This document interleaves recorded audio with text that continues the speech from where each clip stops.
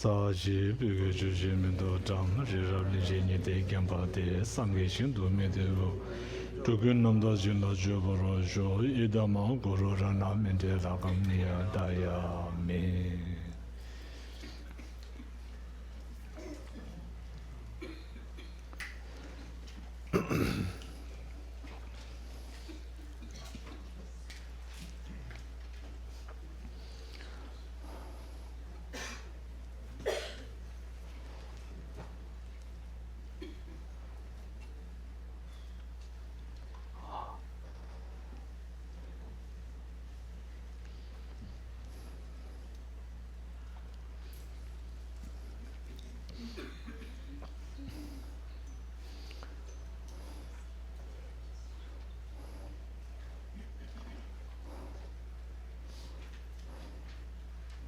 Oh, didn't they? She did.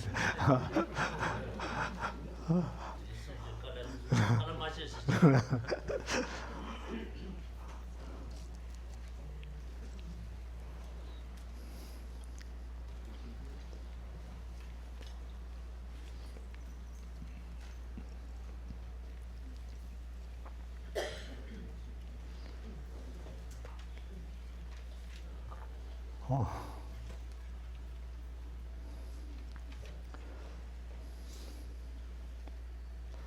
So, this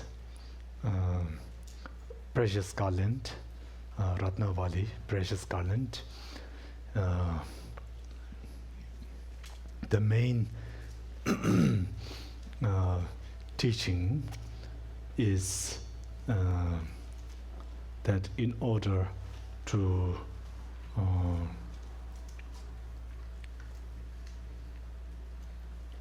be this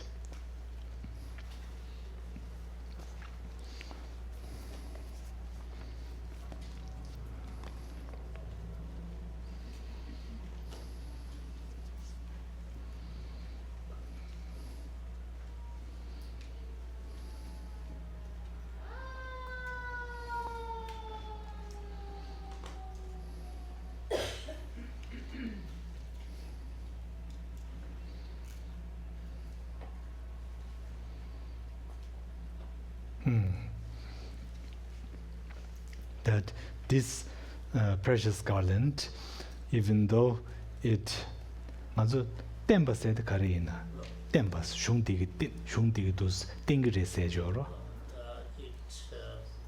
It reveals. Even though precious Garland reveals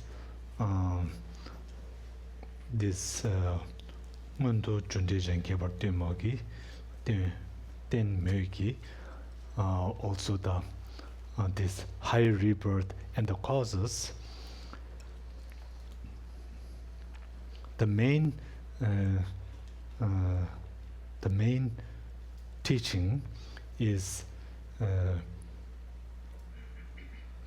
whether one enters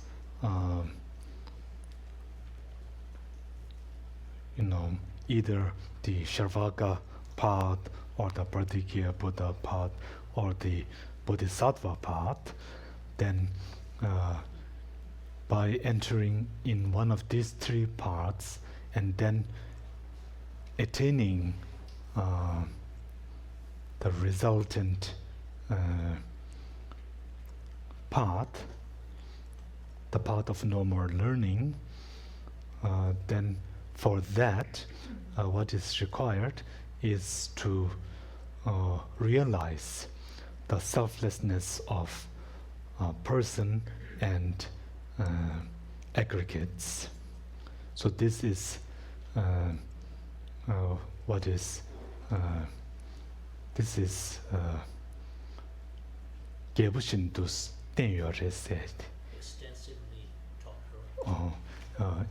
Extensively taught here.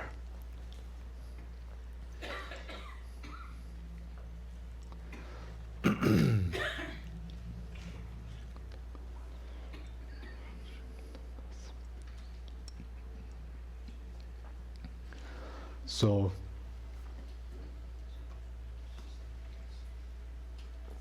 when we think about it, then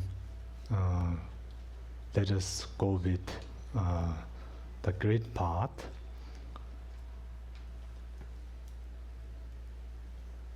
As His Holiness would say, that on the base, then we have the two truths, and on the path, we have the wisdom and the method, and then on the result, we have the two kayas, right? The two kayas. So, on the base, then ultimate reality, ultimate truth, and conventional truth or relative truth. Then these two are simply not something like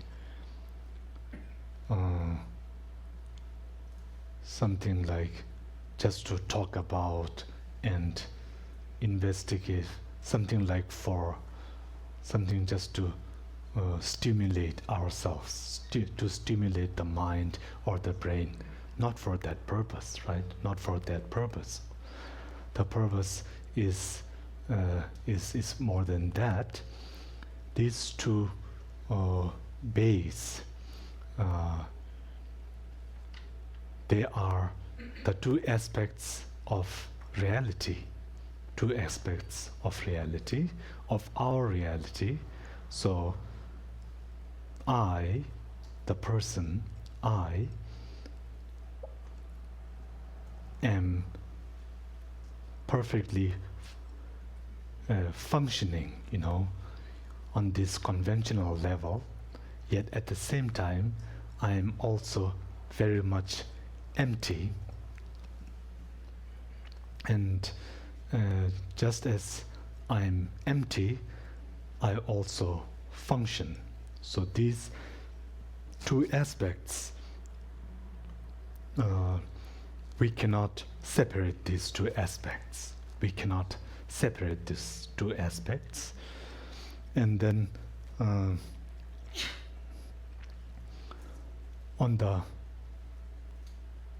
just as these two cannot be separated, then on the path, the wisdom, which is the right view, the view of emptiness, the view of ultimate nature, and then the method, which is conventional bodhicitta, then they are also not to be separated, not to be separated.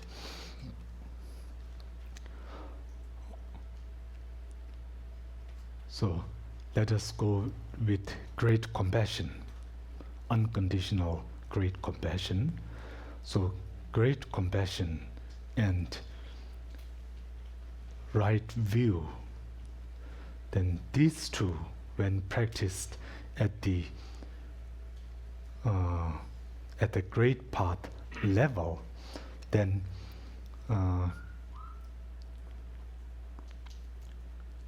it is a way of bringing compassion and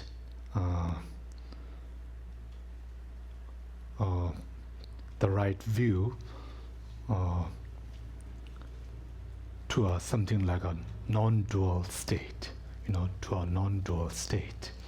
So this is something like the purpose of the great path, one of the goals of the great path. And the view of emptiness is helpful in developing great compassion, as is great compassion helpful in developing the right view of emptiness.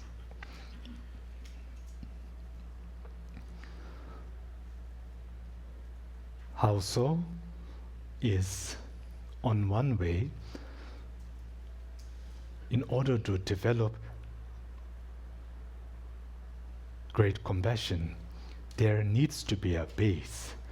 And what is that base? Is of course our compassion. Our compassion is the base for great compassion. We don't have to look elsewhere. We already have something like the ingredient for great compassion, which is our compassion. So we work on that. And right now, our compassion, due to our views, then our views limit our compassion, our views, and then these views then of course give rise to different emotions and different afflictions and so forth. So they are holding us back in our compassion practice. They hold back our compassion. So in order to unlock the potential of our compassion, then the view of emptiness it really helps to overcome these afflictions which get in the way of our compassion. And likewise, to really develop the view of emptiness, then compassion is so helpful. Without compassion practice, then the view of emptiness is again limited in its scope.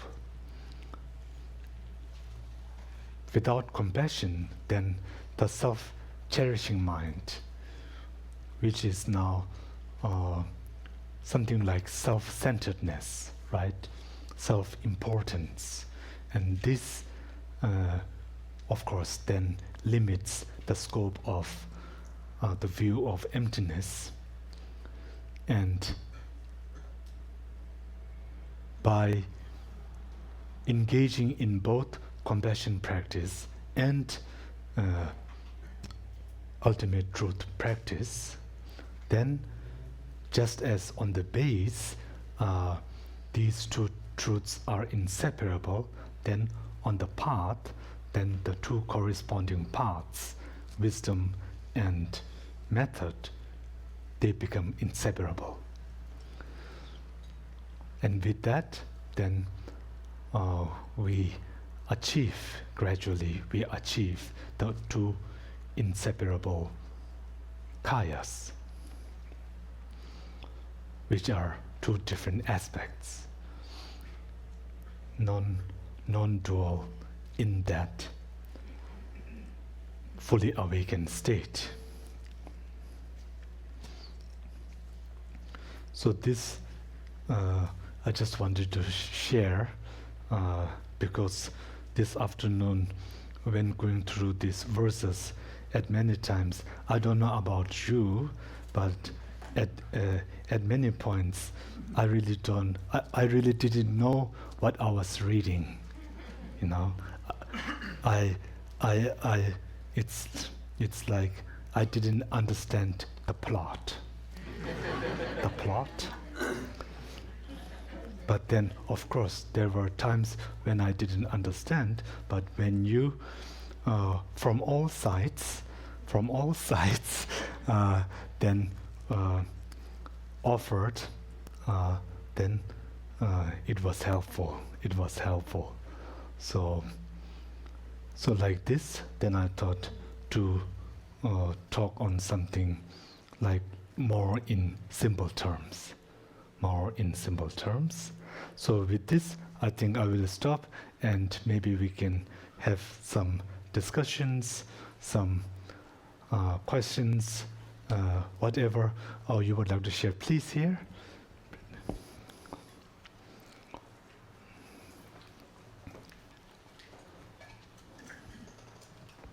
Thank you, Rinpoche, for wonderful teachings. Thank you so much.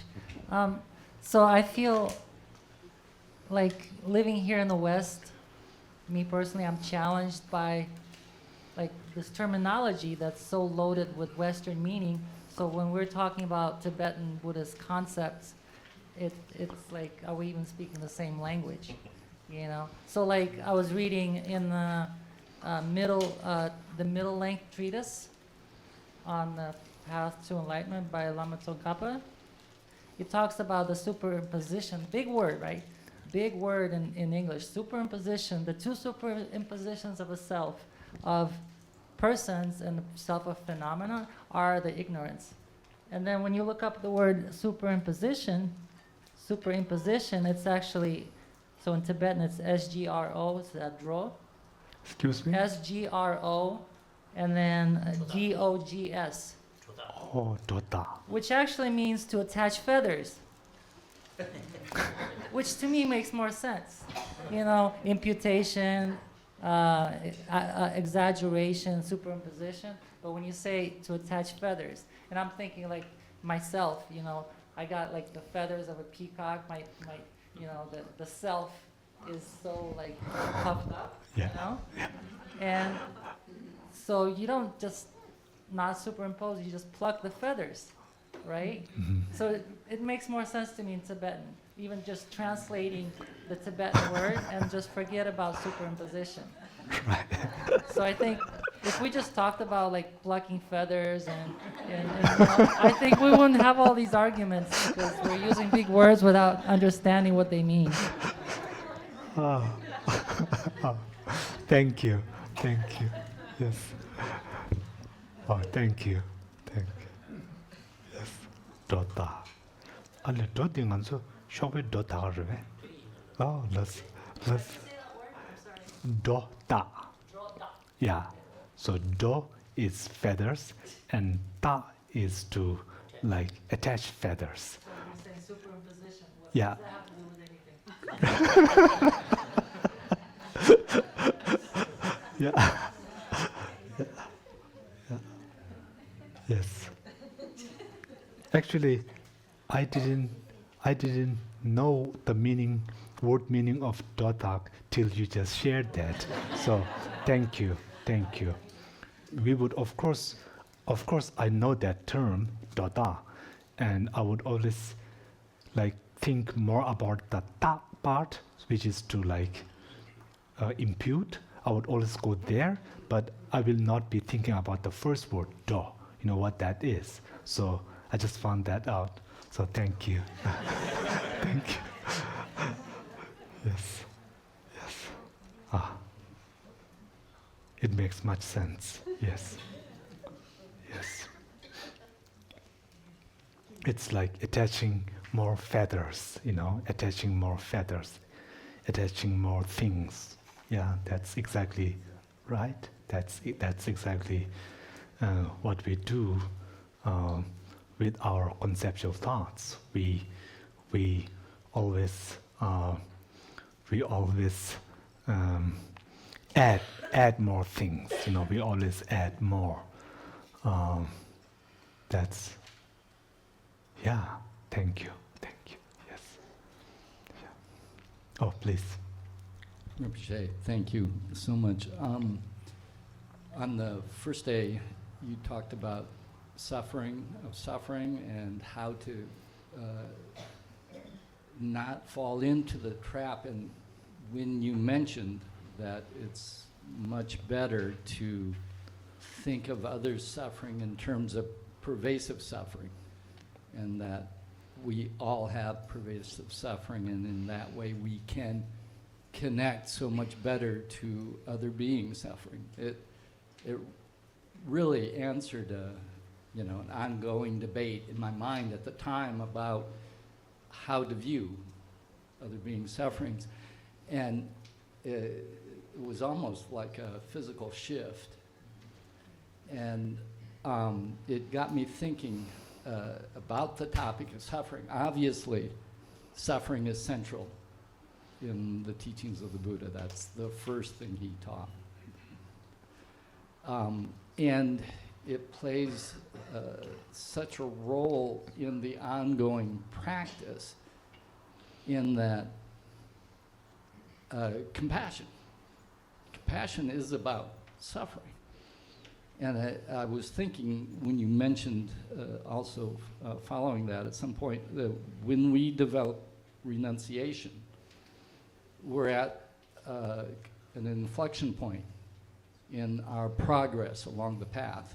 It could be our hardship. It could be the bodhisattva path. And what's the difference? I was going to ask you to explain it. And I'm curious if at the middle point there in our path, again, suffering, as you were saying, developing great compassion, is being coupled with suffering is an essential part of developing bodhicitta when we're there and are expanding our connection with all other beings suffering. That's the pervasive suffering, I'm assuming, mostly. And as our concern for all beings suffering expands, it organically diminishes our focus on our own suffering, naturally.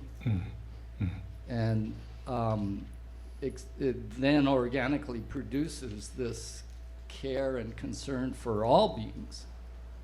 And would that be one of the defining processes after renunciation that sets us on the path of being a bodhisattva? Yes, yes, I believe so. And when one does a Tonglen meditation, and we're taking on the suffering and using it to destroy the self-cherishing or whatever and transforming and sending out light to others, is that mainly the pervasive suffering we're dealing with? Because we're visualizing it coming from all over the universe. Or are we including the suffering of suffering in it, the suffering of change also? All suffering. All of it. Yeah. We have, your story of Nagarjuna was so incredible. I mean, the fact that, and this is apparent in the previous life of the Buddha also, he was so aware of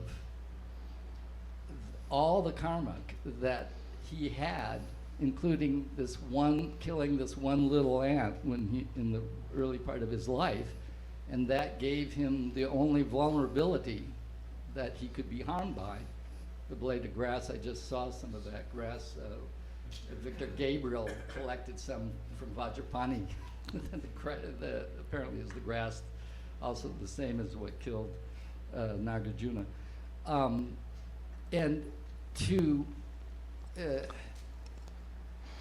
be able to see, I guess, that when the prince came to him and asked him for his life, that somehow, you know, the fact that this was the only vulnerability, his only Achilles heel that he had, and it's one that he, with great compassion, love for the prince, and I guess it would help the prince also somehow in the future make a connection with the Dharma. That, and I'm curious, that great compassion and that act and his giving his life to benefit the prince, obviously no awareness of a self-interest in that whole process.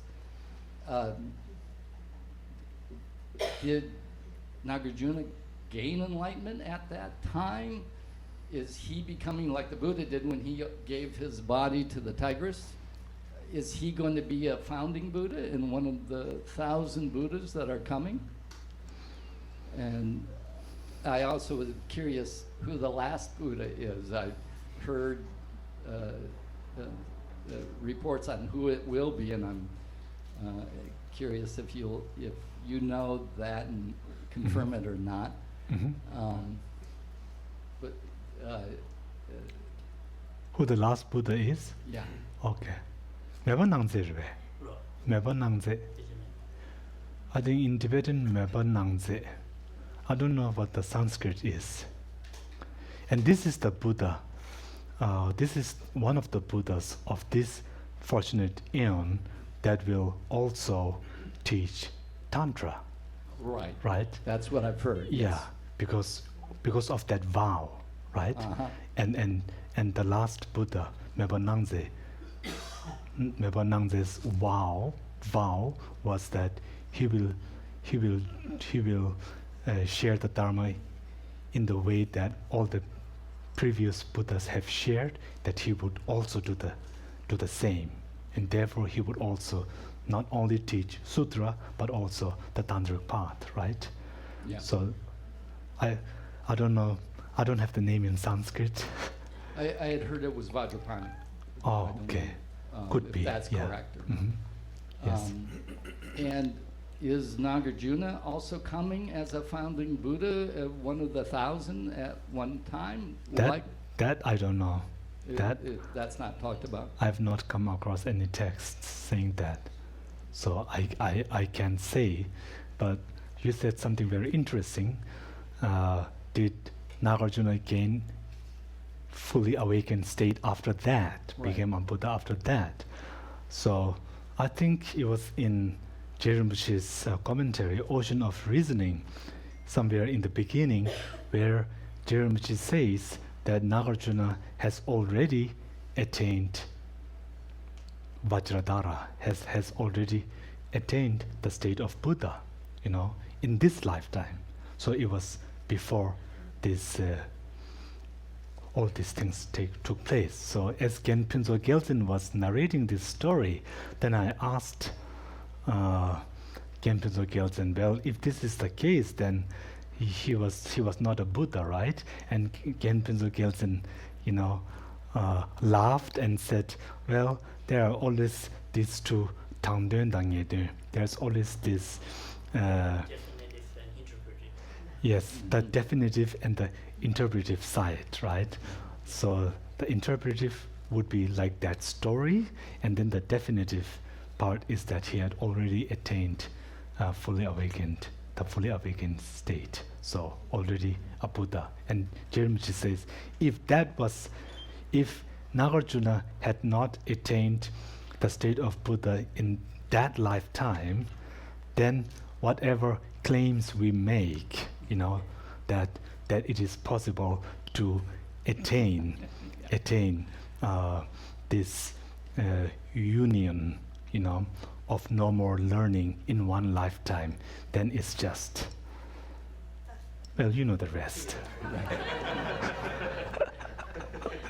So one other question. Last year I mentioned the fact that in the Kali Chakra Tantra they talk about the king of Zambala coming at the end of the dark age. Mhm. And it had mentioned that the citizens of Shambhala. Shambhala, all had devices where they could see whatever was going on around the world on their screens. And you asked me, where I'd heard that. I think it was Kirtik Senchab Rinpoche who had. Did you find? Did you? No. No. No.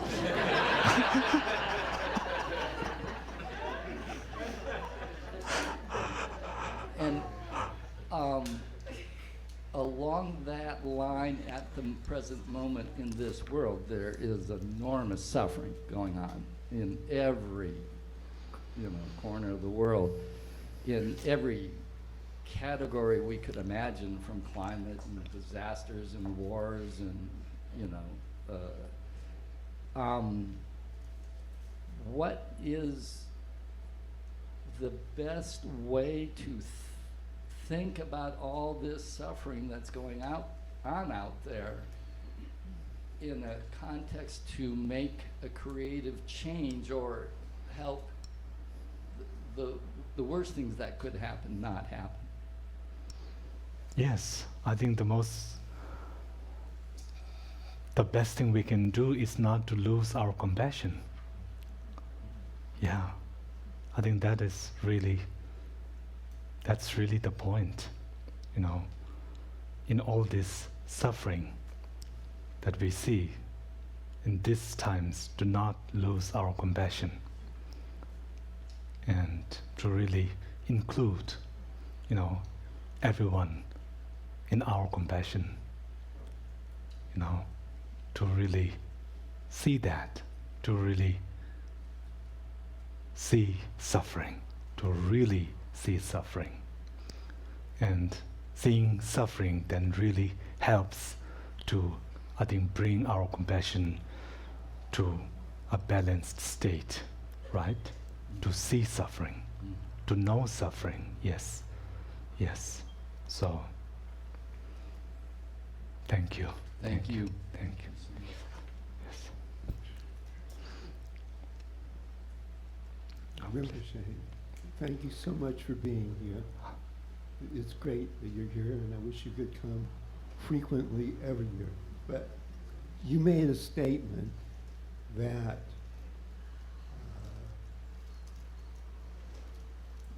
compassion increases wisdom, and wisdom in turn increases compassion. Those are statements. Legally, we call that a conclusion, but I want evidence. I want facts. In other words, it's easy to say, so where's the proof? I want evidence. You want evidence? Sometimes examples can help, but I mean, something... I've got one example. Garland Rinpoche, His Holiness. I think one is enough, right?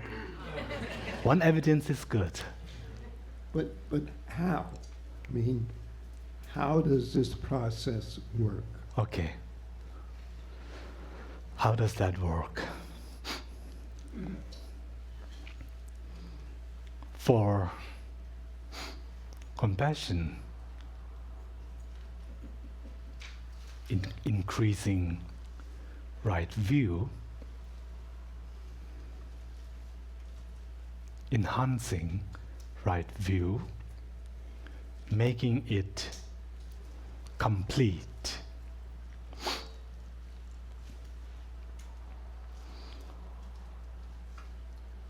Without compassion, then even though one may have the right view, that right view will be used for a small scope, for just one's own purpose.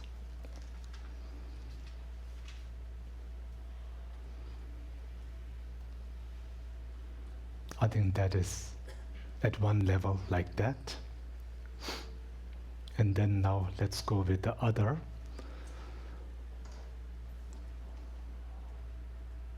How the right view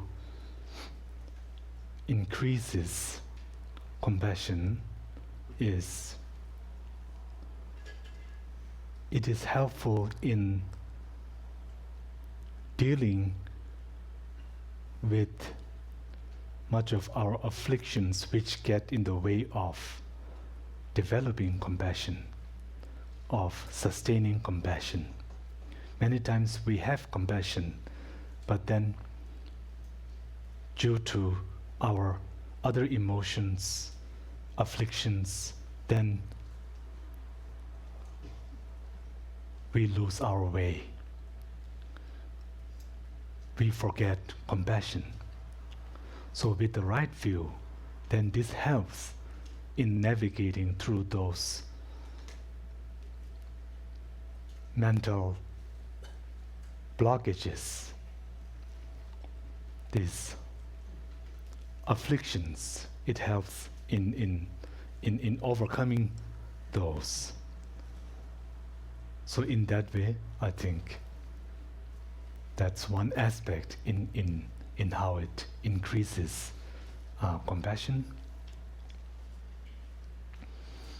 And one other way how I think compassion increases the right view is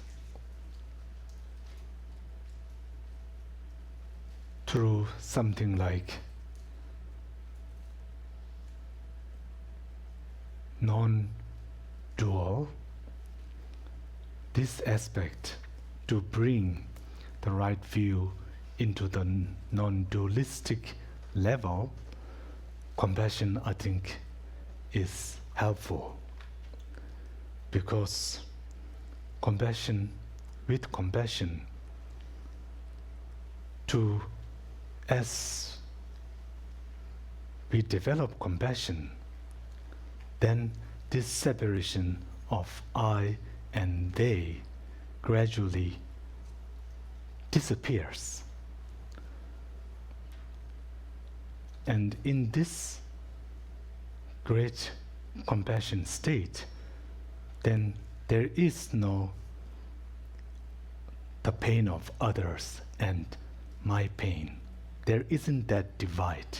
There isn't this dualism, I think. So this helps also develop to bring the right view into the non-dualistic state.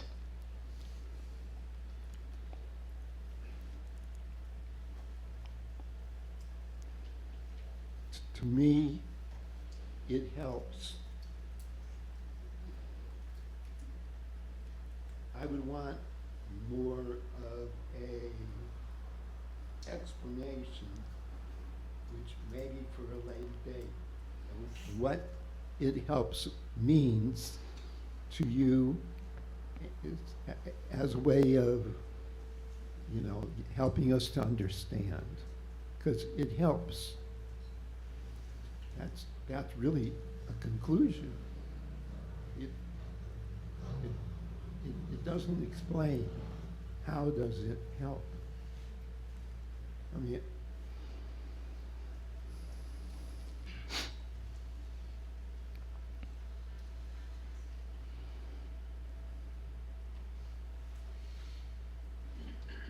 what is that story of? I think there was one master, I think from Nalanda, who was debating with a non-Buddhist scholar and trying to prove rebirth, logically. And they had this discussion back and forth. And at some point, of course, the non-Buddhist scholar said, "Oh, your reasonings, they seem so sound, but still I'm not convinced because I am not seeing it," right? There's that story. And then this... is that Buddha Palita? Buddha Palita zhve. Buddha Palita marwa. Sangye chang mar. It's not Buddha Palita. And then says, "Okay, I will prove that to you." And then he decides to, die. And before that, he says, "Put something in his mouth." And then one time, I think, then when he took rebirth, he had the same thing in his mouth. There is that story, right? Yes. Good thing that we are not talking about rebirth.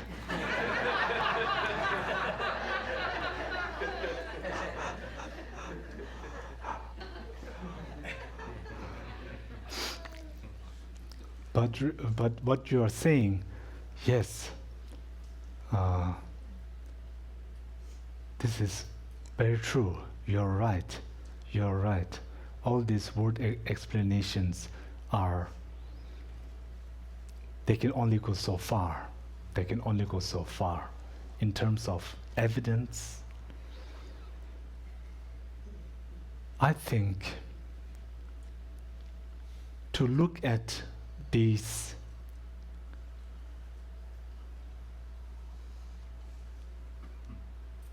mental developments and the connection between these two, the method and the wisdom, I don't know whether it is possible to sort of look at them and analyze them and sort of, what is the word, dissect and then and really look at it like objectively, like an external object. I think this would be difficult. Rather, to look at a practitioner, who has devoted his or her life to the practice of these two, right? Of bringing the method and wisdom together. And when we see that how this person, when we see the qualities of this person, then from seeing those qualities, external qualities, mostly physical and verbal qualities, then maybe we can sort of infer something from that. Yeah?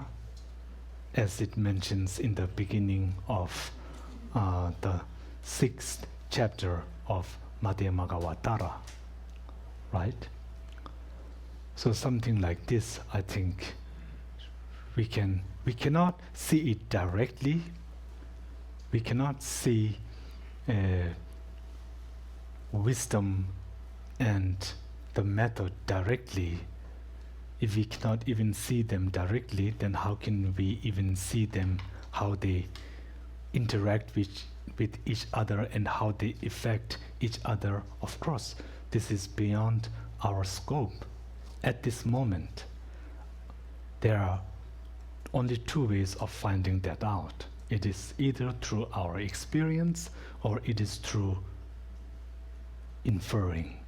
And inferring, we cannot directly use those two as the reasoning, or else it will just be like my earlier explanations. It makes no sense, right?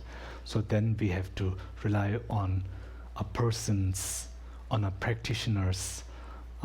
qualities, external qualities, and then somehow tie those external qualities to their internal practice. So something like that, I think. These are like the two modes of cognition.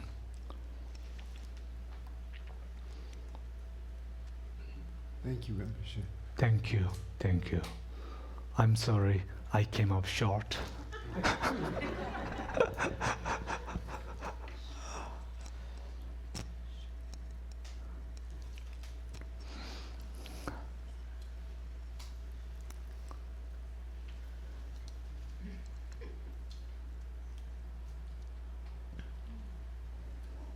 Rinpoche, I was just curious, why is the precious garland named the precious garland?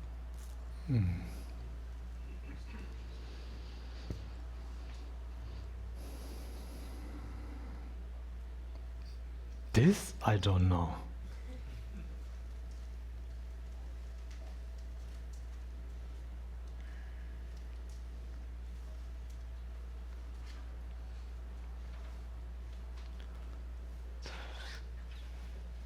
Precious garland.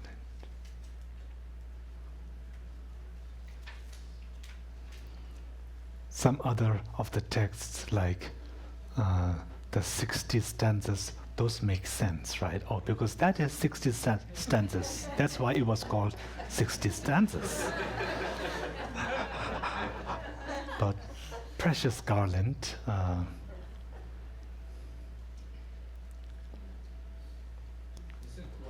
maybe just to use like a, just to, maybe it's a poetic way, you know. So in a way, you know, it was like advice, you know, from a friend to a friend, right? And many times I think how we show our appreciation is by something like bringing flowers, right? Bringing flowers. And so in India we had like the garland, you know, a garland with beautiful flowers, and we would offer that to, you know, to show our appreciation, our love, compassion, so forth, like this. And this is in a way like a garland, but instead of flowers, then it is a garland of precious stones. And these stones are referring to perhaps the 500 verses or so. And then the text itself is like the garland. So then Nagarjuna offers this precious garland to King. Now I've almost forgotten his Sanskrit name. Teju Sangbo. Gotami Pudra Marwa. Oh. Oh, please. King Uday Batra, The mic. The name of the Tibetan king Teche Sangpo, right? I'm very loud, but so the precious garland was kind of personally addressed to the king, in Tibetan rendered as Teche Sangpo, but the Sanskrit name that I found is called King Uday Batra. So I know Batra means Sangpo, so Uday must be the Teche Sangpo. And he, according to this description, says he was a contemporary of the Gautami Putra. What's the other name he has? See, I'm getting old, so I need to take off glasses. He was a contemporary and friend of King Yashnashri Gautami Putra of Sadavanahana king. Well, it's a different period. So there. Yeah. So, but it's a king's name, so that's it. Mic was not on. Could you repeat that? So what is it? Now even I lost my own thought here.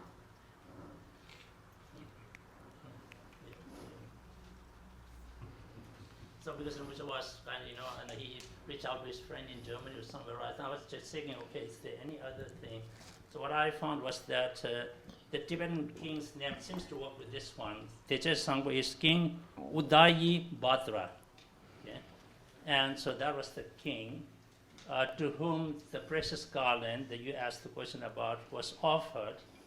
And I think Rinpoche's explanation was very insightful. Yeah.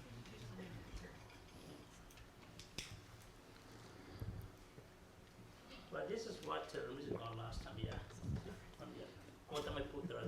Oh, Gautami Putra.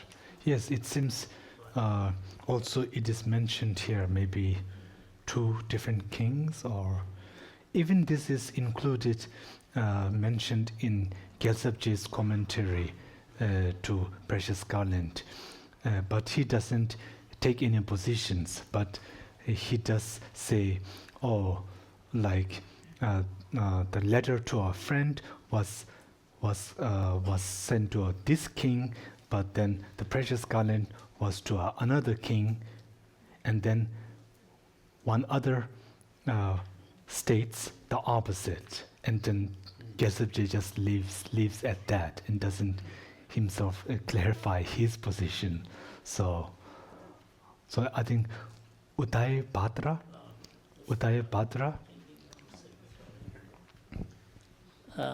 So I think I had an opportunity to read the whole introduction that Sarah and the John did. I think they did not really conclude with any particular name, but they was quite sure that it was a king of this dynasty. The whole dynasty is called Sattavahana, right, dynasty. So they were sure it's one of the kings of that dynasty, but which one, our experts are not definitive there. So.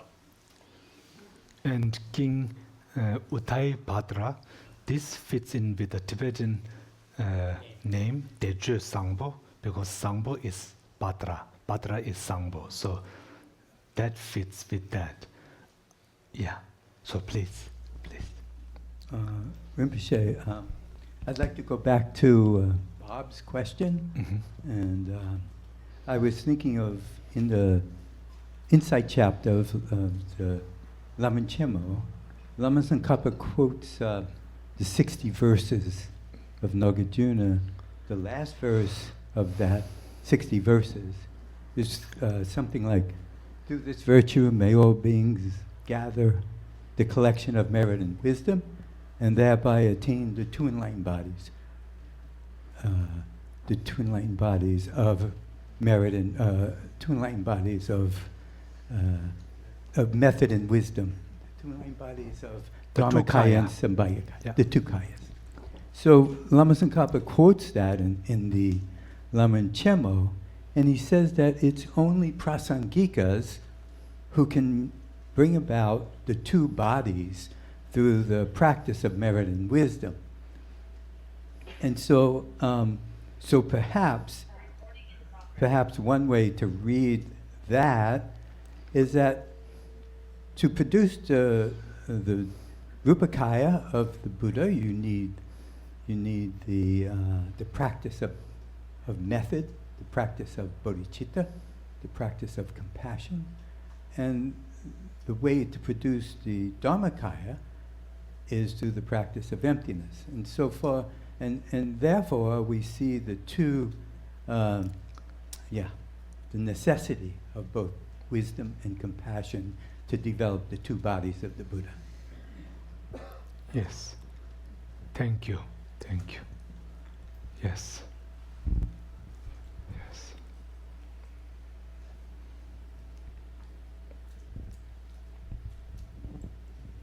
Tsikdi kharisa, ribo tujube.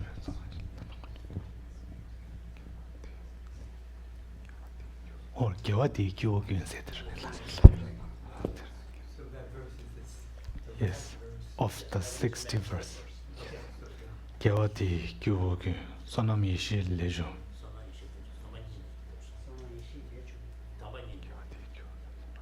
Gyawadi gyuwa gyun, sonam yishi tsozo shin, sonam yishi lejo.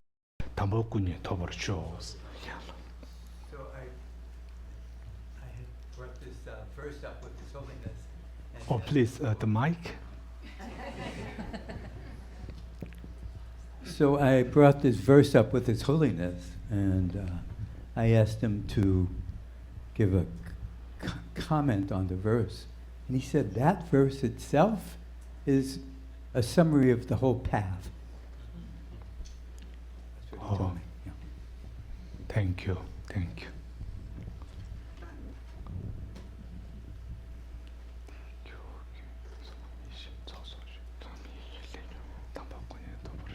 Yes, thank you. Thank you, Rinpoche. I have a question. So when we were talking about the non-duality of the Buddha, Buddha's abiding in a non-dual state, and their compassion being non-dual, so my understanding is that they're beyond the duality of object and subject. So in the Mitsama, in the prayer to Tsongkhapa, we're saying Avalokiteshvara, great store of objectless compassion, and I don't know the Tibetan for it. So is that what it's talking about, that their compassion doesn't have an object? Or am I misunderstanding it? Because I mean, to me, the compassion is, the object is sentient beings, but on one level, but from their side, they're no longer dual, like there's no separation. As a Buddha, I see the sentient beings as like not me. It would just be all of us. Like, I don't know, it's hard to explain. So is that what it's talking about, the non-dual compassion of Avalokiteshvara? Objectless, or is that a bad translation? Yes. Yes. So this in the beginning of Madhyamagavatara, then the three compassions, right? So this is the third compassion, and it's sometimes I think they use just like you said, objectless compassion, and then some say compassion without reference. I think that's also one term, compassion without reference. Objectless compassion.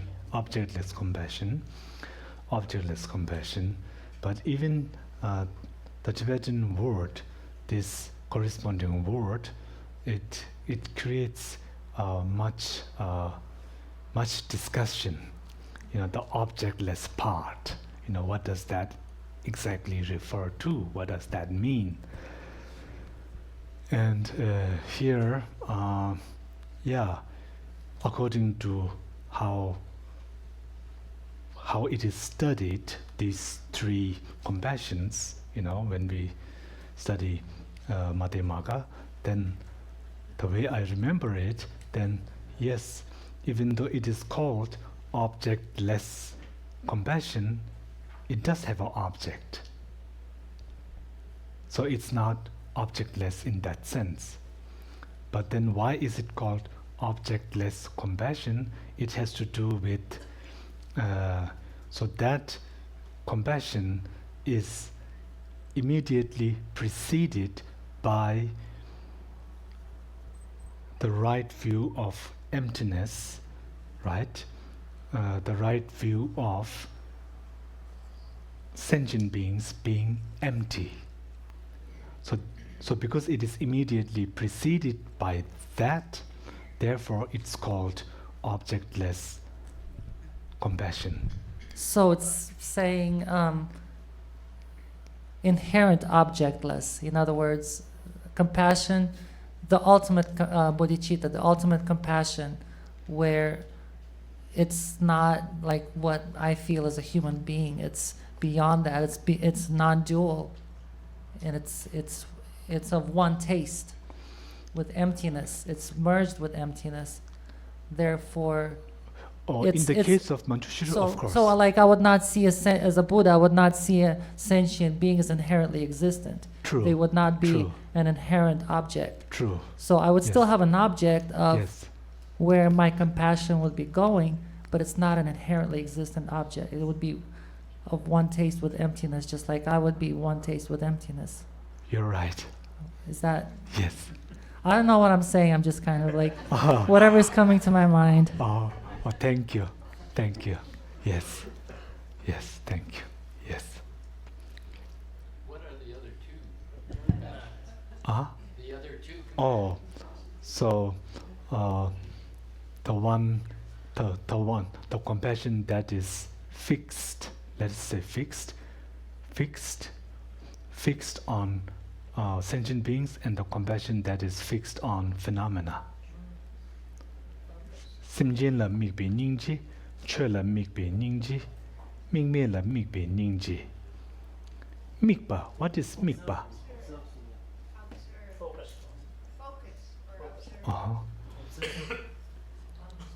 Yes, so compassion that is focused on sentient beings, compassion that is focused on Dharma or phenomena, and compassion that is focused on objectlessness. So this is the third, objectless compassion, How do you generate compassion for the Dharma or for objects? Yes. So then this creates all this kind of discussions. So here then we use the same logic, just as in the case of the third compassion, which was now we go with this other term, compassion that is focused on objectlessness. So we can use that example. So compassion focused on objectlessness is itself not objectless, and neither does it focus on objectlessness, which is emptiness. So it is not focused on emptiness. We only use that label. That labeling is only used because it is immediately preceded by the view of objectlessness, right? Likewise, then you could apply the same logic to the compassion focusing on, let's say, Dharma phenomena, right? And here, how that works is, again, then this compassion, in the case of this compassion, then this compassion, even though does not focus on Dharma, and here Dharma is usually being referred to, let us say, there are different levels of empties, right? So it is not like emptiness, the ultimate truth, but it could be the negation of the self, like at a more Sautrantika level, right? So it could be that is the Dharma for now. Let's use that as the Dharma. That is an 심지입니다. 이게 뒤천에서도 찌부드 카운터 되셔. Okay, then I was thinking something else. Sorry. So I was kindly reminded, yes, impermanence. So even though this is not focusing on sentient beings being impermanent, but it was immediately preceded by that realization of sentient beings being impermanent. So that's why it's called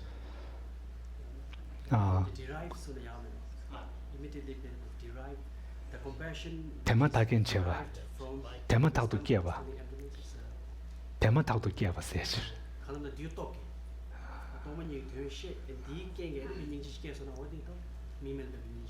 Derived Laura. Oh, derived is a good word. That was a suggestion, and I agree. Derived. So this the compassion that focuses on the Dharma is the compassion which derives from the realization of sentient beings being impermanent. Yeah. Thank you. Yeah. Okay. Tematagdu Kiabalete, Tematagin Chinesejora, and immediately preceded Mamush Lavi there.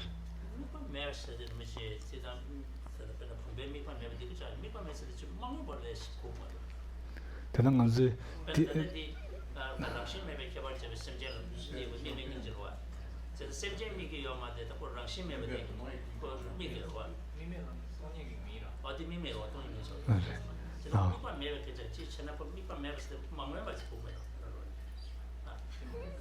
Tanju Koran Dushi, Mipo never didn't only res in the telemigmares. Objectlessness la du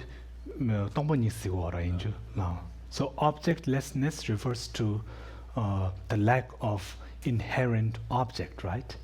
Okay, very good. Yeah. Rinpoche,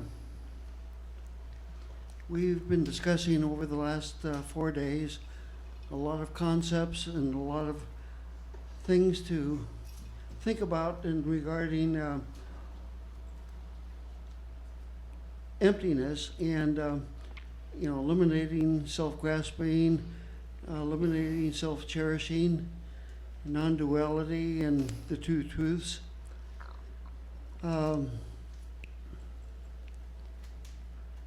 But we're also, these are all concepts. These are all subjects for didactic discussions. And it seems like in order to really have that emptiness, have that compassion, and the emptiness of emptiness, we need to make a quantum leap on integrating that to non-conceptual thinking. Non-conceptual, not even thinking, non-conceptual that is part of our whole being. And without going in a cave for 20 years, how do we make that leap? Without, do we have to be kind of like Talopa had to slap Naropa with a sandal to attain realization and integrate that as part of his whole being? What is the next step? Because we're all involved in day-to-day activities and the politics of, whether we're going to be a authoritarian government or so we're, it's hard for us to be able to make that leap. And can you give us some guidance on how to make that quantum leap to non-conceptual, not only emptiness and shunyata, but also compassion, and on top of that, love for others? And that it's that simple, but how do we get from point A to point B?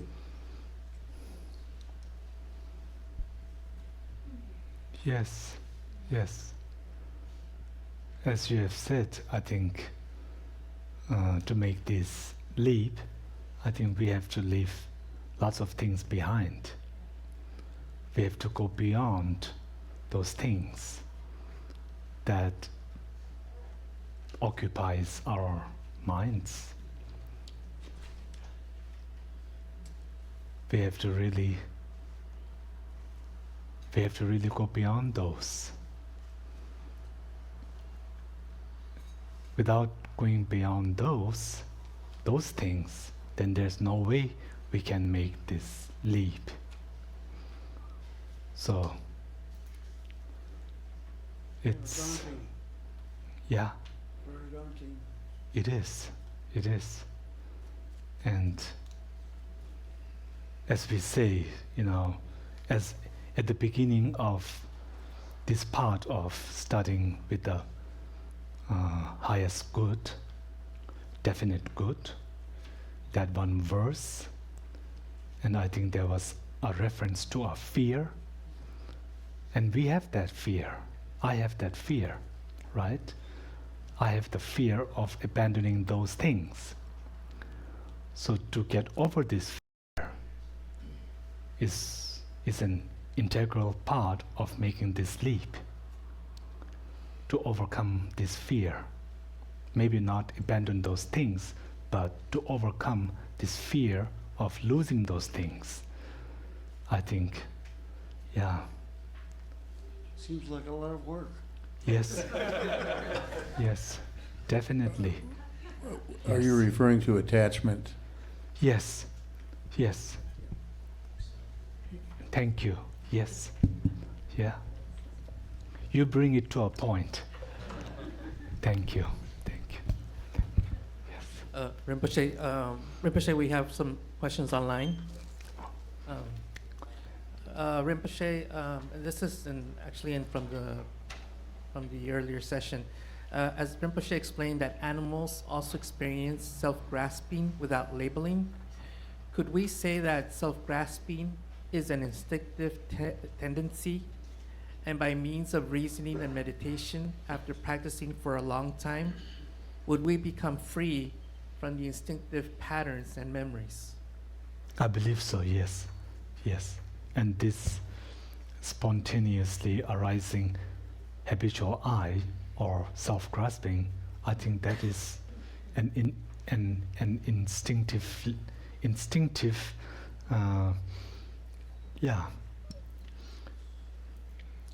an instinctive consciousness. It is instinctive. I think a biologist an evolutionary biologist would accept. Yes. I mean, His Holiness, of course, tells these stories and sort of ties into our, really into our survival, right? And self-grasping I is so useful at that level. And even though here, at this stage, at this level, we are always using these words like abandon and overcome and, you know, arhat, foe destroyer. But then as we go more into Tantra, then we come across words more like purifying, right? Purifying those negative aspects. I think that has a special meaning there, right? To transform these attributes, these factors into the jhanas. So in that way, the tantric path, it's very helpful. It's very helpful. Whereas at this level, there's a strong separation between the 5 afflictions and the 5 jhanas. Huge gap there. Whereas on the tantric path, right, then that there seems to be not such a gap. It's a question of then really transforming those afflictions into the jhanas in a way to really bring their potential, their potential, and to, in a way, free these afflictions from this manifestation. Yeah, like that. So in this way, I think the tantric path, if of course based very much on this method and wisdom practice, always to base everything on this method and wisdom that is so central, such an important teaching at the Paramita level, to use that as the basis and then to integrate that with the tantric path, then makes then there's this seamless transformation. Thank you. Rinpoche, next question is, in meditation, what various ways and methods would you suggest to find the real I, which is the object to be refuted? How do you know if the correct object has been found?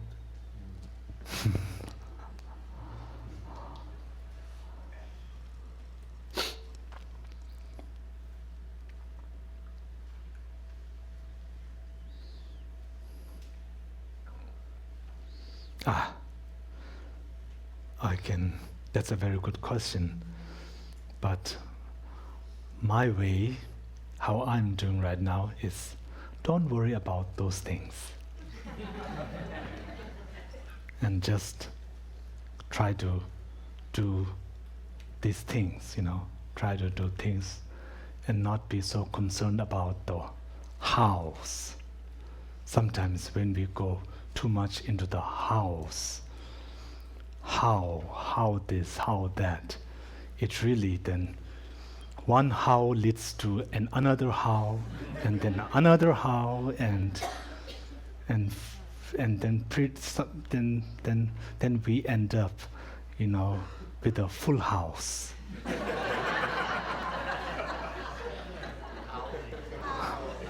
Yeah, our house is filled with house. So it will happen. Just,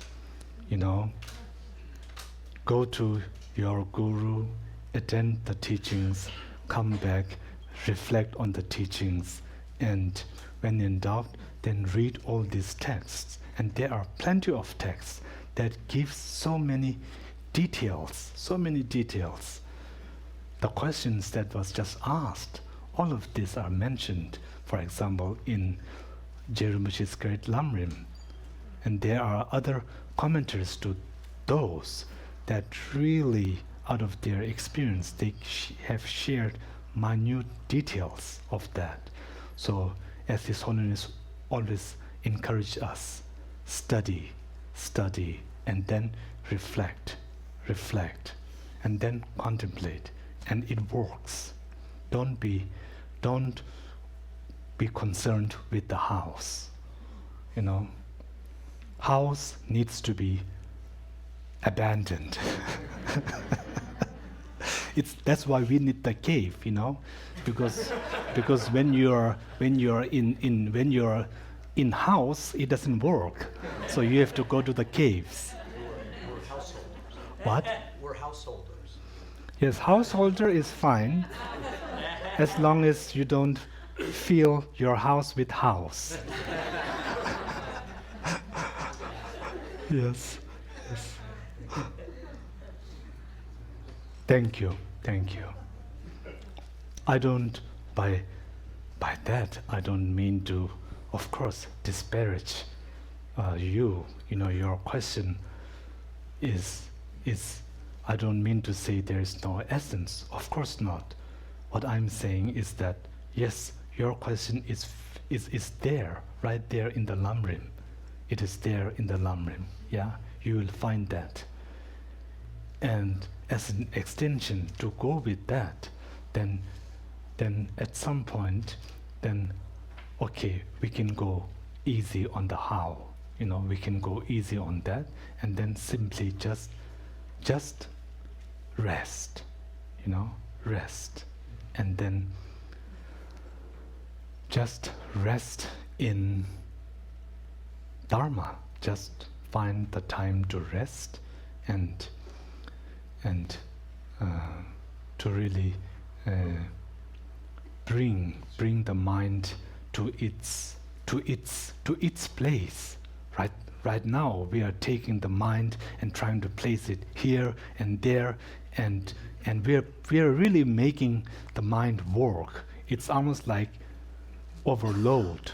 We are like overloading our minds with all this, as you had said, concepts, with all these concepts, and trying to connect. I mean, of course, we need to connect. We need to connect, and there's always a purpose. You know, whatever we are trying to do, we should always say, why am I doing this, right? What is the purpose? So always to tie that with the purpose. So when we are trying to do some kind of connecting dots, okay, we say, all right, I will do this much connecting. Now I see something. Now I feel something. So I will work with this for now, right? And then if we do it little by little and not so like put so much pressure on ourselves, ask too much from ourselves, then I feel it's okay. It's okay. As soon as we start putting pressure on ourselves, then our minds, everything tightens. Everything becomes, we stress our mind.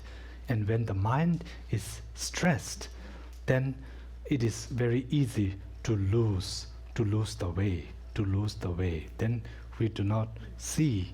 Then everything becomes foggy, right? It becomes foggy, and then confusion, and then things like that happen, right? So then, just very easy. It's very easy, and after all, Dharma is not supposed to be confusing, you know. Dharma is supposed to be is to overcome confusion. So the more we do Dharma, if we become more confused, then obviously we are not doing something correctly, right? So then sometimes again, just, you know, take things like, what is it, bite-sized, you know, bite-sized, something like that. You know, we say, this Tibetan, what is this saying? If the wolf tries to jump where the tiger jumps, then the wolf will break the back, the back.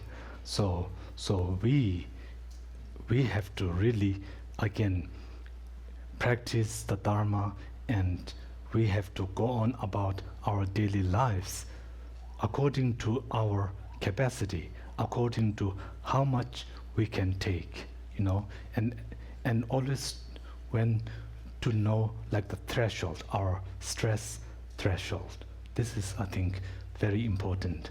And it is not really about something like, after all, we are not trying to, what is the word, like write a dissertation on a particular subject. This is not the point, our point.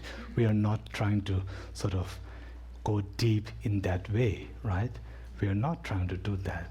This is not the point. This is not the point. So simply then to reflect and read texts and practice something so that we can practice it in a way, with a sincere heart and on a practical level. Then that is good. That is good, that is good enough. And then you work like this, and when you start to feel the benefit of this, then this brings joy, right? And from that joy, then slowly these developments, I think, take place, right? It is like this. So then this is something just wanted to share, so with very restful mind. Please. Okay, so to the basic practical, very elementary. I think the wolf and the tiger, this question is more like the chihuahua, the little dog. So last night, or last couple nights, there was a little discussion on relying on the guru. And it seemed a little bit confusing, but I was agreeing with you that the relationship and the practice of the guru is very fortunate if one has that human relationship as well. So my question is that, because I'm still stuck on the first step of the Lam Rim, which is the guru devotion. And my question is that the practice of relying on the guru, if one's really fortunate, is that one has also a relationship, personal relationship, or some contact with the guru, and it seems to really deepen one's practice of guru reliance. So my question, Rinpoche, is what happens when the guru is no longer manifesting? How we as students continue? I mean, I've heard many explanations, it's Dharmakaya, all those things, but I'm really asking something practical. As when the manifestation, for example, Kapje Zopa Rinpoche has passed away, or any of the great lamas.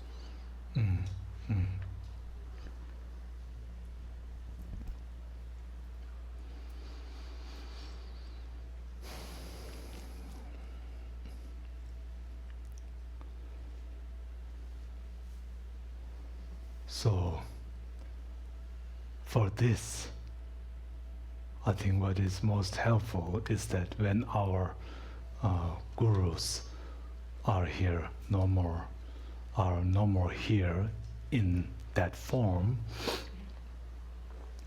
then I think first to remember the kindness of the guru through the guru's body, speech, and mind. The kindness through the body, speech, and mind. And to reflect on how we are blessed, how our body, speech, and mind has been blessed by the Guru's kindness. I think this is one thing to practice, to always remind and to practice every day. And then to recall the Guru's kindness, especially the Guru's kindness of sharing the Dharma, what the Guru has taught, and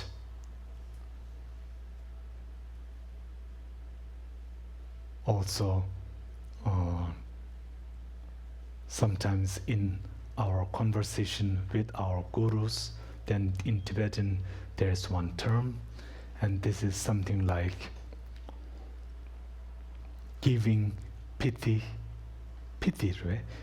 instructions while just having a conversation, something like that. So it is not so you're just simply having a conversation with the guru. It seems very mundane like conversations, but in these conversations then the guru sends instructions, shares pity instructions. So those moments, then always recall those moments. I think is very helpful. Recalling those moments is very inspiring. And then, of course, to fulfill the wishes of the guru, Yeah, as we say, Guru Puja, to make offerings to the guru. And what is the supreme offering? It is, of course, the offering of one's realization, offering of one's honoring the guru's advice, the guru's instructions, and the guru's really following in the guru's example. So like this, then we have to, then this is how I think we can do. No need to look for a new guru, no need to look for a new guru, because you have already found the guru. This is really the point. Of course, some of us, especially like the young tulkus, sometimes even when our gurus have passed away, we have to look for new gurus, and we have to have many gurus. Sometimes it is for what we call to uphold and continue the tradition, so like to continue these teachings. And there are so many different, it's really a treasure of empowerments, commentaries, transmissions, pity instructions. It's a vast reservoir. We have that, and many of the tulkus, somehow they have these responsibilities.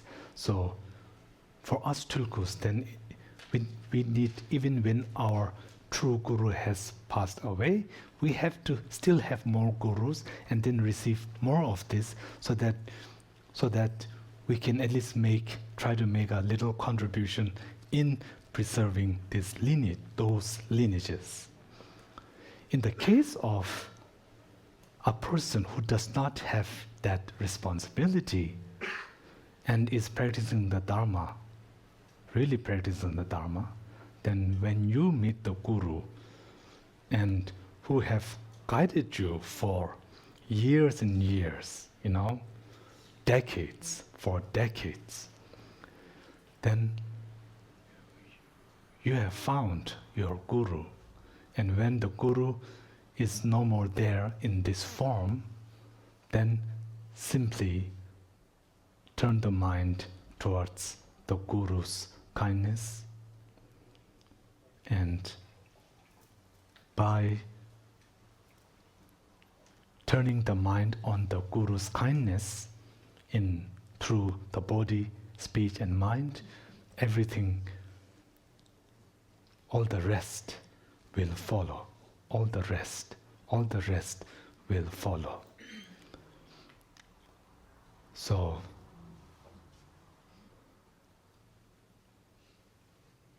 yes.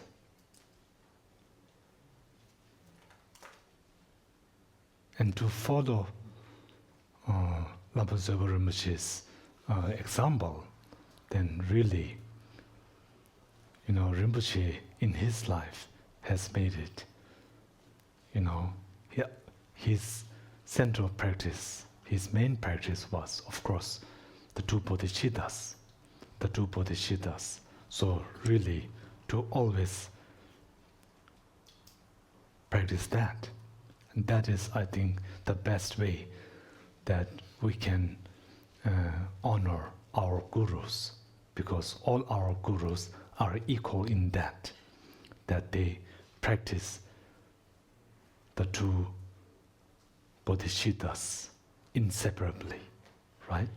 Inseparably. So to always follow that example, really, it really comes down to that. Yeah, so thank you.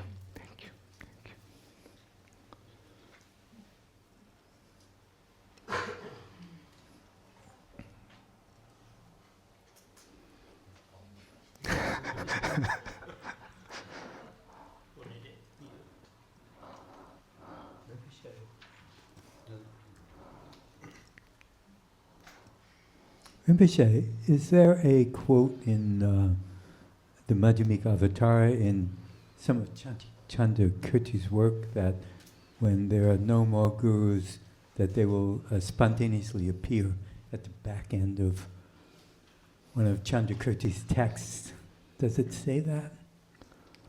I don't. When there is no gurus appearing in time, they will appear spontaneously? No. I've never come across any text, no. And I've also not heard of this. Yes. Recently I read a couple of books on Dzogchen, which I hadn't before, and it made me wonder about the differences in view between the views that Gelug usually adopts and the view of Dzogchen, as best I understood it from simply reading a couple of books. And I was wondering what kind of debate or disagreement may occur between those views about the nature of consciousness, because it seemed to me that Dzogchen really liked to put the emphasis on using the label of highest truth applied to subtlest level of consciousness, whereas we're used to thinking of highest truth as being emptiness. It seemed like the preference was to be leaning towards subtle consciousness as opposed to leaning towards emptiness, and how that might affect your whole worldview if you were thinking more in terms of the most important thing is consciousness as opposed to the most important thing is emptiness. And it also seemed to me that they, and not that I understand what Rigpa is, but it almost seemed like they were insinuating that there's a level of consciousness that's even more subtle than individual continuum consciousness. And it made me kind of remember of the conversation we had last time about God or oneness, and whether that's perhaps somehow coming closer to this possibility that there is a level of consciousness that's all pervasive, that is in fact more subtle than individual continuums.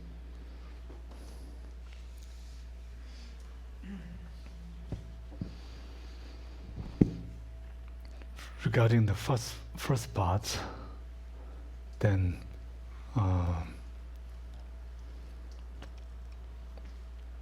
it really comes down to, I think, an explanation. His Holiness actually gives this explanation and really simplifies this, I think. When talking about emptiness, then emptiness at the object level and then at the subject level. So object emptiness and subject emptiness, or object clear light or subject clear light. Clear light, right? We say. So traditionally, like in the Gelug tradition, because Rinpoche had emphasized this to first lay a very stable foundation before going into the depths of the high stages of Tantra. So because of that emphasis, and then later after Rinpoche passed away, then there had been sort of many things happened. Many things happened, even among his direct disciples. You know, there seems to be that not all agreed in how Rinpoche's teachings should be really presented. So, to cut a long story short, there were among his students, direct disciples. Of course, both sides had the best intention. So, one side then basically sort of said to the other, "What is that? Now, for the time being, you stay in the background," kind of thing, right? And this sort of like was connected with how nowadays, when we talk of like emptiness in the Gelug tradition, in a general sense, that played an important role in having this, what we have right now, which is that first we should talk about object emptiness and make that very clear. So this is something like the normal way that is presented. And then in the other traditions, then it seems, especially in the old translated works, so to the Nyingma tradition, the old translated, then this was more something like, you know, from the subjective experience side. Then they explained emptiness more on the subject clear light level, right? And that's why we have, if you're not careful, we may say, oh, there, then it clashes. But in reality, it doesn't clash. It doesn't clash. How so? Because even in the Gelug tradition, we don't simply stop at the object emptiness. You know, after that, you know, after all our monastic training, when we then start to go into Tantra, then we learn and then practice this subject emptiness, right? The subject emptiness. And when we go into that level, then I think it is the same subject emptiness that is practiced in the other traditions as well. So I think like this. So in this way, the four traditions do not contradict in terms of this subject clear light view. So, but in terms of methodology, the Dzogchen is like, maybe you don't even need to do Tantra, right? You can just do, like, so is it that but level? Dzogchen is Tantra. Well, but there may is not be all Tantra. this, it seems like there may not be all this visualization or the deity is simply settling into primordial consciousness somehow through this. Yes, but I think there are a few things that do take place before that, yeah? Yes. Because when you talk Dzogchen, you're talking at one level, but then it's like taking one plant out of the forest, right? This is what I feel. So we have to think really about the whole picture, right? And with that way, then it is also the same in the other traditions, is that there is a procedure, you know. It's not like out of the blue, no. I mean, it does happen out of the blue at some moment, but before that, there are many different colors. Yes.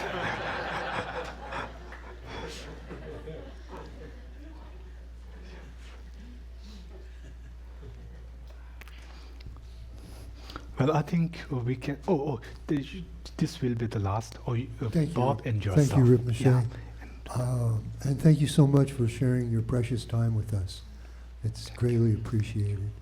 Earlier we talked about the need to find compassion and to look at compassion in a deeper way.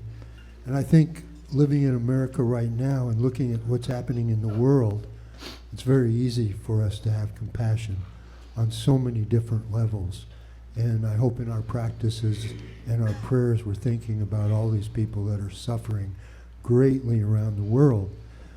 My question is, as American citizens and taxpayers, we buy the weapons and the bullets that are being sent all around the world. And I'm wondering if we have a collective karmic dues we're going to pay for that. And if there's a way of negating that.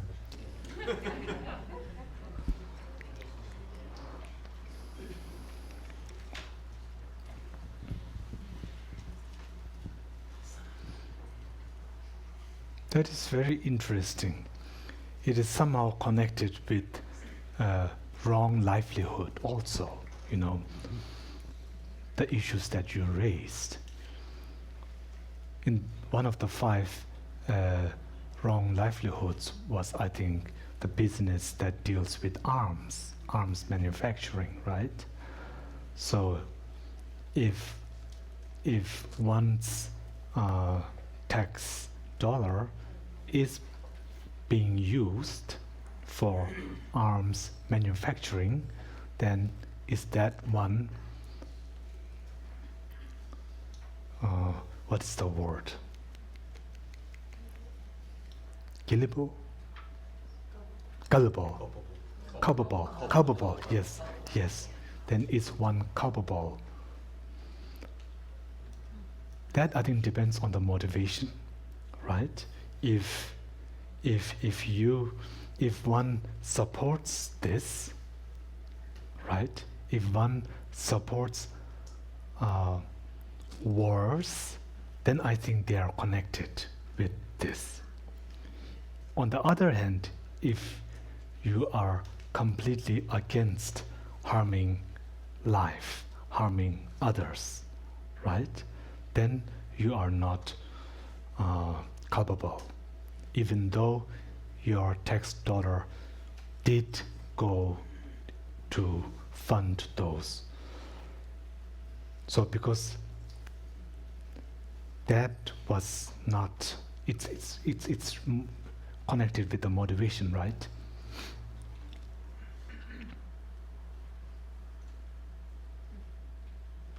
That's one thing. And then what was the other? I'm just wondering if there was anything we could do To level that out. Oh. I mean, just to have it within ourselves is, Mhm. is a great place to start. Mm. But in my mind, I'm thinking there must be something else also that we could do. Mm. I think to raise awareness and to also educate our society, and I think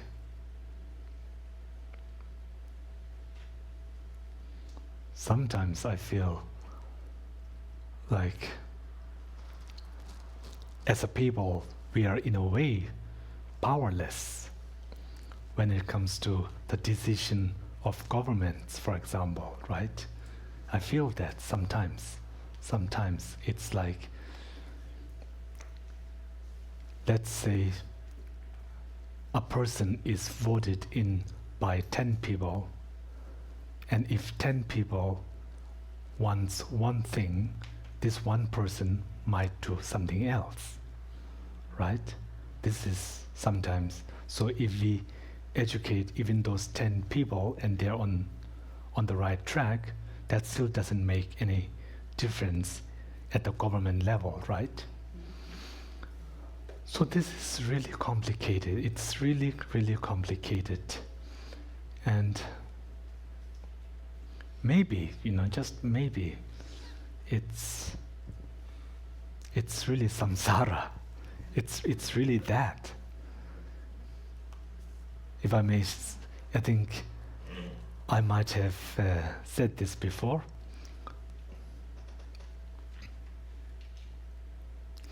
So when the monks graduate, then they sit what we call geshi tamja. That's when they have to answer in front of the whole assembly, and some monks are selected or selected, and then they debate. So it was during one of these such ceremonies that one of the monk asked one of the geshis, define samsara. Define, what is samsara? Define samsara. And the geshi couldn't recollect, the definition of samsara that is mentioned in the text, word by word. And he was kind of hesitating. And then this monk who asked that question, he also couldn't recall the definition either. And this person was nevertheless the monk was not such a serious student. But still, he had a very nice, he had a very good demeanor, and he was very, kind of a bit carefree, little carefree. So then he mentioned, Geshe-la. So the definition of samsara, then we can say the state in which nothing is ever right. Yeah? And then he said, then isn't that not the definition of samsara? And the Geshe had no other choice, but he had to agree. He had to agree. So that's, I think, samsara, the state in which everything is never right. There's always a problem. There's always something broken. Always, So this is really samsara. Kois love sigdo. Dharma digo kois sinye marves. That talking to you, maro. Koran tarish to you, So our final question, please. Okay, I have a comment and then a question. Just a brief comment, but in some of these things in the various religions, this same subject comes up. Like in the time of Jesus Christ, he said, render unto Caesar what is Caesar's, meaning the taxes and everything, and unto God what is God. That's what they said then in that religion. And my question is, could you speak a little bit about the joy of finding joy in emptiness?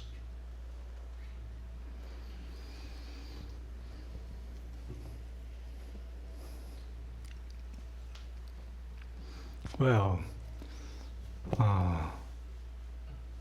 emptiness is what makes everything works, is what makes everything functions. Everything functions because everything is empty, right?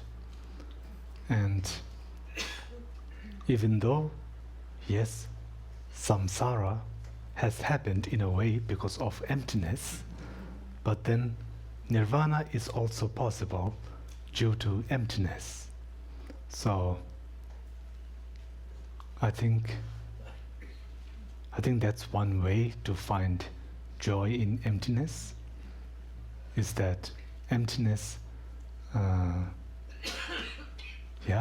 by seeing emptiness, then we attain liberation. We are able to overcome suffering from its roots. So, emptiness. It's meaningful to behold. it's meaningful to behold. It's relevant. It's relevant. Emptiness. Thank you. Thank you. Dagi jini sabi gyawa den dendam zhuwa gyunaka kebara jizun lobzang zhaba tenbe nyingbo rindu sele Saji beji joji meloda rila leji giri kembade sanji Droga nanda jela jebara yesho ye de dar langso de me shenye na zejen drobe drona shadeje jela nange badu jebenzo nyevarasho Chenje la do se ye na guru re na mende ne ya na ya me ya guru ra me gu ve she ga zu be nan de wa ma le je we che re se won den den ya zo ye sha den se de ba Den juro ye je ye lo de ja je wo dong be ga de ge zong bo ve ju de me ba dang ban ze la won do ge ju be zha ni chu gong ja so wa ye ne ye ma wan da me gong jian de ngan de ga ru ja ze nian da re zen ze Zhang Wen Jia Wa Nian Ba Ya Se Ji Zhang Sun Den Zi Ma Wei She Ba Den Zi Ji Wei Ji Gu Ren Zi Bei Ji Xi Ji Ne Ga Zhang Zhu Den Zhu Lan Do Nan Ji Bei Wei Bei Yue Jian De Jian Jia Zu Ngun Do Xia De De Zang Gong Bin Qi Zi Zong Bei Zi Yang Zi Ye Ren De Bei Nie Ge Loren de je nambo ba den be do den garu da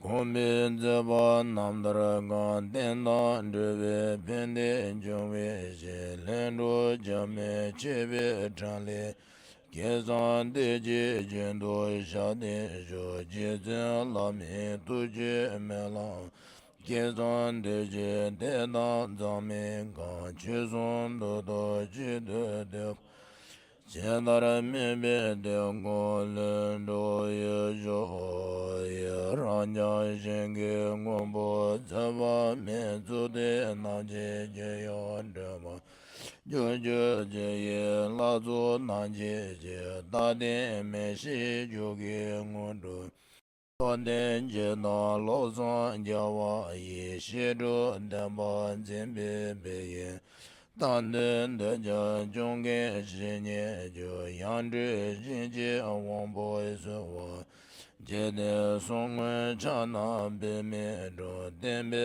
za wa su su da ba Nam da yi zu ri yang da lam ba yi lo zang je den bi nu sha de Den zhong jia ji nen zi yang bi xie Den zhong nam ji zun zun zi bi Men zhong xie la song du zhi bi de Den bi ngan da yi qian bo xia de Jie bi da ngan go wa bo ju Jie bi re lang si we mong zhong Zhong bi den den li xie den jie Ki zhuo shi nian jian bo yi xia de zhu ge bi lang de ge xia de dar zhen bi cha ra nian zu ran sa ge sang bo de jie re gong ye xin sang de shi nian jian bo yi xia de zhu de zang zhu la jie wei den de men zhong da ju zang me jie si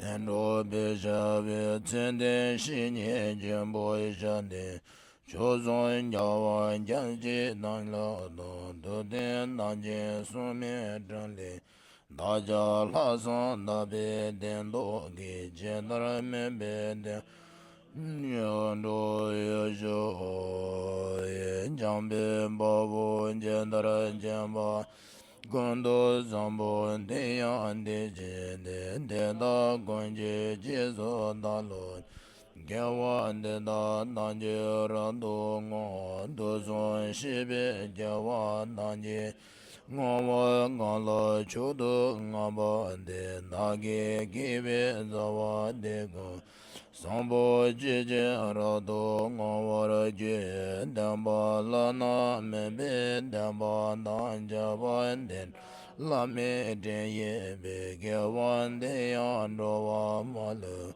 Shinye nambe zembe juro ngo bende diye damba zebe ngendo longe nambara me yo je dembe anga ze shene damba yeje nyembe dado ngomora sho dene jube denye senje tobe le zan jawa danje do le na so jan donne Zaya loba manjuru jin damba jude kawa ba me je ne de nyebo zene roba daga shige pe wara junye be nambara jebe nye zen da wara janjo senjo rembo je ma je banda je juru jawa nyamba me ba yon kone gondo me wara Pama sinje danje de da denjuru je ngendo na je da do no wa